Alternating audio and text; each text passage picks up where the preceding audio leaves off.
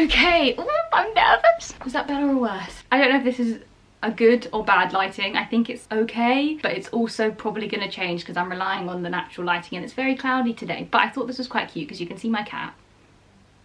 There she is. Hello, what the heck? It's 2021. Can you believe it? I've officially had like a week and a half off, so it feels a bit weird to be back. So I thought I'd kick off the year.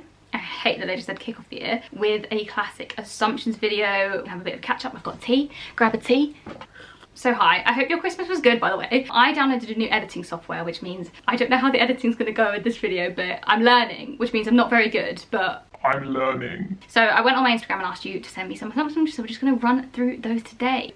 Straight in. You have a secret boyfriend? No, I do not. If I did have anything, I would probably wait to like reveal that, because I see it so many times often when people have relationships, then they make them public and then they break up and it's all very awkward and uncomfortable. Not that I have one, I don't have one. I'm very much not in the dating world, nor have I been in the past 2 years that I've been single. Just not, it's not for me right now. But if I did, I would probably tell you not immediately, but I don't.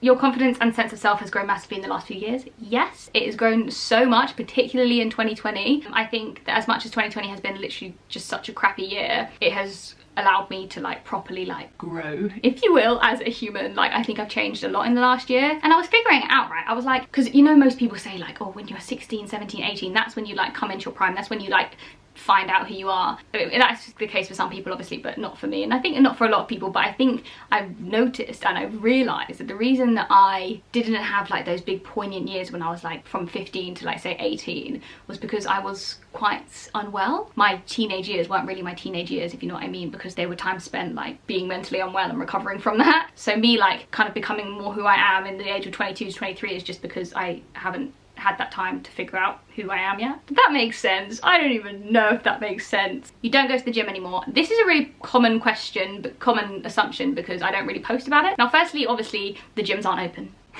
The gyms haven't really been open very much in 2020, so I haven't really gone to the gym much. But when the gyms are reopening, I am excited to go back. This one just said you had unibrows.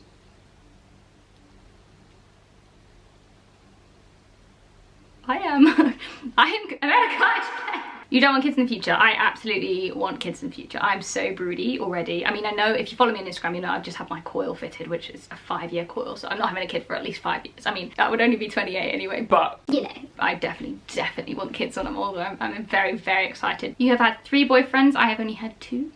I've only had 2. I've had 2.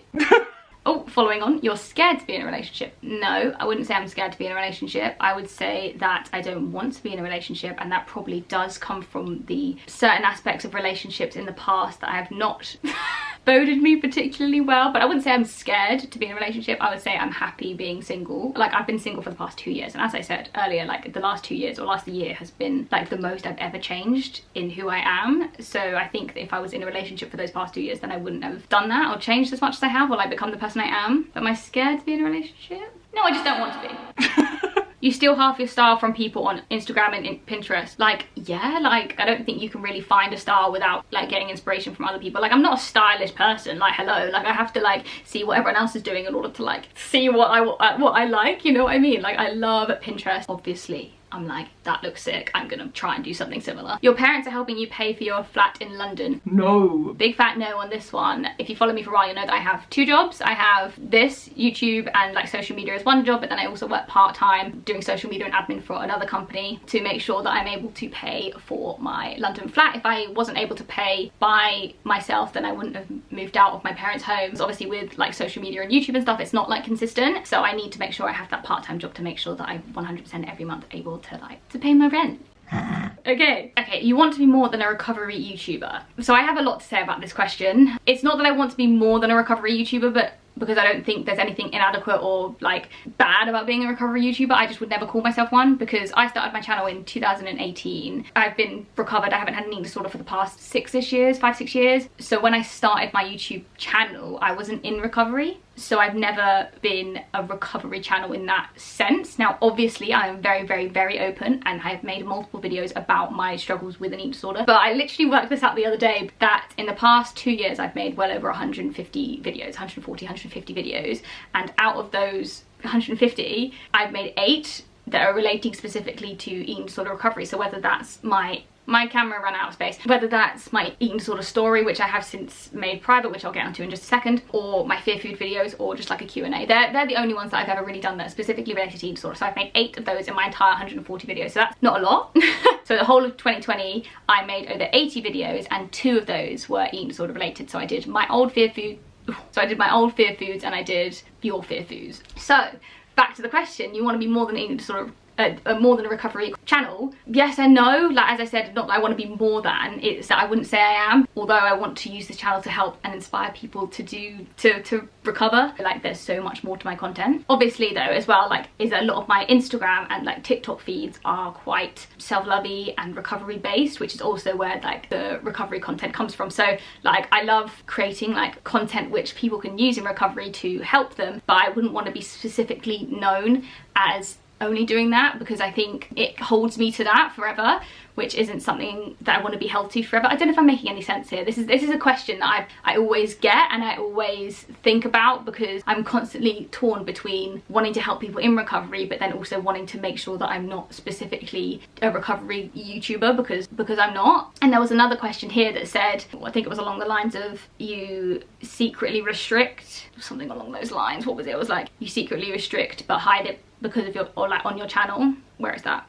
I don't know what that is, but it was something along those lines. This is the other issue I have with being associated with being a recovery channel, is because people will always assume that I'm lying about what I'm eating, or if I secretly have a negative relationship with food, or I'm secretly not recovered. And like, realistically, I never needed to talk about my relationship with an eating disorder because I'm far from recovered. No, that's not where far from it. I never needed to talk about it, but because I have spoken about it, people then assume that I'm like lying now, or I'm like creating this like false facade, and I'm definitely still like struggling with it, when in reality I'm not. And that is the other like toxic aspect of being associated with being a recovery YouTuber, because people think that you are like lying. And I also think having to prove myself, so like in answer to that question, obviously I'm not restricting my diet, but I'm not gonna sit here and try and defend that, because I also think that's toxic to have to be like, to try and justify my eating. If anyone's called me a recovery YouTuber, that's absolutely fine. Honestly, I'm not like saying that like, how dare you, like that's not what I'm saying. It's just personally I wouldn't put myself into that bracket, and it can be toxic to put people in that bracket if they're not in that bracket. But someone called me a recovery safe channel, and I like that a lot, because I'm very, very, very cautious with the content I produce. You will know that I have a good relationship with food, that I'm not going to be like, oh, I ate this bad thing today, or like I was just treating myself. Like, I'm never going to say that type of thing. So that's also probably where the recovery content thing comes into it. Anyway, similar vibes but not the same. You're annoyed at being asked recovery related questions? Absolutely not. So there's a reason that I still talk about it. There's a reason that I talk about mental health, because I want to help as many people as I possibly can. And although I don't want to be specifically only that, I still want to help people. I think the thing I have with like being in like niches, I have this problem all the time in my head. Like, I don't want to just be a niche. Do you know what I mean? Like, I want to be me, want to help people with their mental health. I want to like do some fashiony things. I want to like just exist and be happy and be me. But because when you're on the internet, like the only way that to like, we're going to say this loosely, but to succeed on social media and stuff, if you have a niche and you find it and you stick to that niche. Whereas like some days I want to like share about my eating disorder, and other days I just want to like take a picture of my dog and like, do you know what I mean? Like, oh wait, what I was going to say is the reason that you didn't ask this, but I wanted to get back to this. The reason I deleted my eating disorder story off my channel was not because I didn't want people to find me through that. The reason I deleted that is because I personally disagree with a lot of the, I mean, I only uploaded that in the past 2 years, but this kind of shows you how much I've sort of like changed in the past 2 years and how much like I've educated myself. I don't necessarily agree with a lot of the stuff that I was not necessarily saying, well, kind of saying. I used quite a lot of pictures in there, which I wouldn't agree with doing now, because obviously eating disorders are very competitive, so a lot of people will see pictures of me when I was unwell and use that to fuel their eating disorder. So that's why I took it down on my channel. Not that anyone asked, but I thought I would let you know. Drunk Helena is literally just a slightly more confident sober Helena. Drunk Helena is a freaking nightmare, I'm telling you. Like, Drunk Helena she has some stuff she needs to work on, that's absolutely for sure, but she is definitely more confident. That is, you don't plan your food or worry about your calories. No, I do not. I don't really. I wish I did plan my food a little bit. Like it's getting to the point now where I'm like, I just don't have anything in the house that I want to eat today. And as I said, my anxiety makes my appetite like go like, and I've come into 2021 with like big anxieties, to be honest, so that's not really helpful to the old appetite situation. So if I had planned stuff or like had stuff that I know I like to eat, then it's definitely easier. But no, I don't track my calories or anything like that. I mean, I have done since my recovery, and it's been absolutely like healthy for me to do so. I think the other thing that people think is that once you've had an eating disorder, you can't do anything like that. Not that I'm suggesting people do it, because you don't need to. Like, I haven't tracked my calories for a couple years now, and even when I did it, it was never like religious. No, it was not like me doing that was coming from a toxic place. Does that make sense? I don't know. Here's the question. You act like you're eating intuitively for the sake of viewers, but actually there is some sort of restrictions. That's the question that I was referring to earlier. So on that note, I'm gonna end the video here. I hope I've managed to edit this. I don't even know. I may have switched back to Final Cut Pro because I'm not doing well with it so far. But yeah, I hope you've enjoyed this video. I will see you in the next one. Happy New Year. Oh, Nelly. Let me know what type of content you want to see in the new year. Like, I'm open to all types of suggestions. I'm really excited to like plan some stuff, to like I've got some good ideas, I'm hoping anyway. I'm excited to like get everything sorted out. It feels good to be back, you know, get all my editing stuff. I'm gonna buy myself a computer, which is gonna be huge expense, but we move. I'm also moving in the new year, so there's a lot going on over the next few months for me that I'm excited to like share and like take you along with me. Yeah, hopefully it should be a good year. Happy 2021. Yeah, please like and subscribe if you're new. Not that I think you will be new after this video, but yeah, thank you so much. Thank you so much for everything over the 2020. I know I said this in my last video, but 2020 was really mad for me, so I will see you in the next one.